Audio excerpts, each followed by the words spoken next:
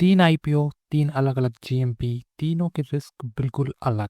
लेकिन इन तीनों में से सिर्फ एक आईपीओ ऐसा है जो रिटेल इन्वेस्टर्स के लिए अभी सबसे डेंजरस साबित हो सकता है। हेलो दोस्तों, I am Rahul. Welcome to my channel.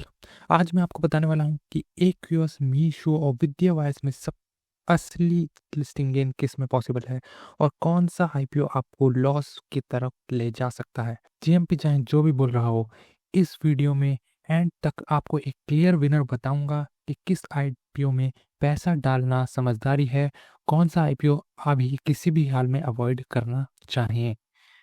बाकी आपको मैं एक तीनों आईपीओस का कंपैरिजन बताऊंगा और आपको बताऊंगा कि किस तरीके से आपको अपने फंड्स को यूटिलाइज करना है तीनों आईपीओ के हिसाब से, ताकि आप बेटर लिस्टिंग गेन अचीव कर सकें।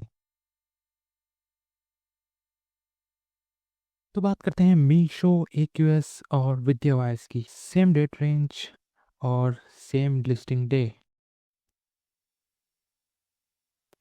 तो अब बात करते हैं प्राइस बैंड की। 105 से 111 का प्राइस बैंड मीशो में है, 118 से 124 एक यूएस लिमिटेड, और विद्या वायर्स में 48 से 52 तक कट ऑफ प्राइस पर अप्लाई करेंगे। बाकी देखते हैं लॉट साइज। मीशो में 135 का लॉट साइज है, एक यूएस में 120 का लॉट, और विद्या वायर्स में 288 का लॉट। प्राइस की बात करें, मीशो लिमिटेड 14,985, एक यूएस लिमिटेड 14,880, विद्या वायर्स 14,976।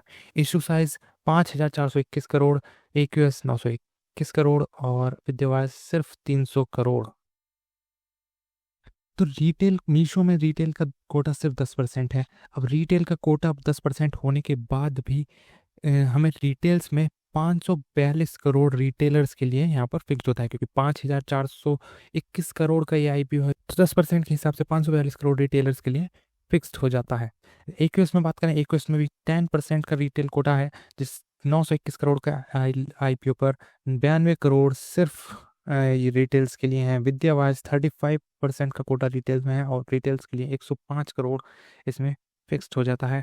अब मैंने जो अपनी वीडियोस में एक्सपेक्टेशन शेयर करी थी, वो मीशो के लिए मैंने कहा था कि 15 से 20% का लिस्टिंग गेन मैं इसमें एक्सपेक्ट करूंगा। एक ही उसमें मैंने 10 से 20% की एक्सपेक्टेशन बताई थी। विद्या वायर्स में 5 से 10% की एक्सपेक्टेशंस मैंने बताई थी। हालांकि तीनों आईपीओस ओपन हो चुके हैं और इनमें एप्लीकेशंस ऑन हैं। फर्स्ट डे में ही मीशो में एक अच्छी डिमांड दिखाई दी है, फर्स्ट डे में ही ये ओवर सब्सक्राइब्ड हो चुका है। और लेकिन फिर भी जीएमपी में, तीनों आईपीओ के जीएमपी में ड्रॉप देखा गया। अब प्रायोरिटी वाइज बात करें तो कौन से आईपीओ में हमें प्रायोरिटी रखनी चाहिए। प्रायोरिटी में बात करें तो मीशो के लिए मैं फर्स्ट प्रायोरिटी रखता हूँ, एक्यूएस के लिए सेकंड, विद्या वायर्स के लिए थर्ड। हालांकि एक्यूएस में अलॉटमेंट मिलने के चांसेस बहुत कम हैं, विद्या वायर्स में फिर भी उससे ज़्यादा हैं, लेकिन एक्सपेक्टेशंस इसमें काफ़ी ज़्यादा कम है। करंटली मैं इसमें ये विद्या वायर्स में 5 से 10%, एक्यूएस में 10 से 20% अभी भी रिमेनिंग करता हूँ। लेकिन मीशो में मेरी एक्सपेक्टेशन जीएमपी ड्रॉप होने के बाद भी बड़ी हैं। 15 से 22% का लिस्टिंग गेन मैं इसमें एक्सपेक्ट कर रहा हूँ। अब बात करते हैं, मेरे पास सिर्फ 2 लॉट का पैसा है। चांसेस मेरे हैं विद्या वायर्स में अलॉटमेंट मिलने के, पर पॉसिबिलिटी ये है कि अगर विद्या वायर्स में थोड़ी सी भी ऊपर नीचे होता है तो ये लॉस दे सकता है। ये एक डेंजरस आईपीओ बन सकता है रिटेल इन्वेस्टर्स के लिए। हालांकि एक्यूएस में अलॉटमेंट मिलने की संभावना कम है। अलॉटमेंट मिल जाता है तो 10 से 20% तक इसमें ईजिली होने की चांसेस मुझे दिखाई दे रहे हैं। तो और बात करें मीशो की, तो मीशो आराम से भी 15 से 22% तक का लिस्टिंग गेन ये दे सकता है। हालांकि मार्केट में जी ड्रॉप देखा जा रहा है, जीएमपी में ड्रॉप्स आ रहे हैं, तो 15 से 22% की अभी मेरी उम्मीद है। लास्ट डे पर मैं आपको बताऊंगा कि मैं फाइनल एक्सपेक्टेशन क्या रख रहा हूँ, लेकिन अभी के हिसाब से 15 से 22% बिल्कुल सही एक पॉजिटिव व्यू है। और बात करते हैं कि हमारे पास पैसा है, लेकिन हमें उसको किस तरीके से डिवाइड करना है।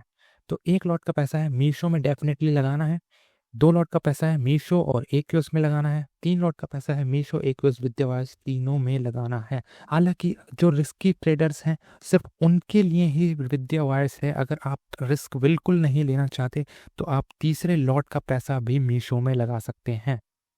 तो 2 लॉट सेफ ट्रेडर्स के लिए, 2 लॉट मीशो, 1 लॉट एक्यूएस। 4 लॉट का पैसा है, रिस्क नहीं लेना, एक्यूएस में जाएंगे, 2 लॉट और 2 लॉट मीशो में, 2 लॉट और एक्यूएस में 2 लॉट, विद्या वायर्स को टोटली अवॉइड कर सकते हैं अगर रिस्क नहीं लेना चाहते। अगर रिस्क लेने की कैपेसिटी है, आप रिस्क लेने के इच्छुक हैं, आपकी फाइनेंशियल कंडीशंस, आपका एडवाइजर्स, आपको आपकी रिसर्च आपको अलाउ करती है रिस्क लेने के लिए, तो बेशक आप विद्या वायर्स में अप्लाई कर सकते हैं। 5 से 10% की एक्सपेक्टेशन है। जीएमपी ड्रॉप हो रहा है लास्ट डे पर।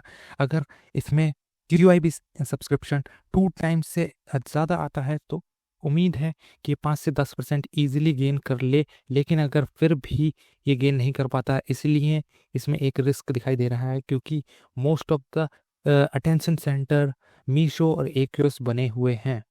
तो अभी की बात करें, सेफ ट्रेडर्स सिर्फ मीशो और एक्यूएस में ही देखें। बाकी तीनों आईपीओ की डिटेल्ड एनालिसिस मैंने यहाँ अपने चैनल पर शेयर करी है, जो कि आपको ज़रूर देखनी चाहिए। कंपनीज क्या काम करती हैं, आपको लॉन्ग टर्म में उसमें अप्लाई करना चाहिए नहीं करना चाहिए, वो आप इससे समझ सकते हैं और अपनी रिसर्च करने की सोच सकते हैं।